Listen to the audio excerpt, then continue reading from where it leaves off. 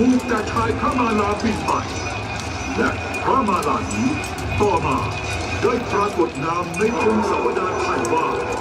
พระมาลาบี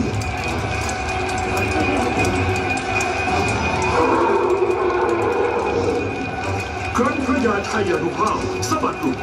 ก็โผงแทงกลับได้ง่ายแต่พายพัทกรก็กระแทกเอาพระยาชัยานุภาพถอยร่นจน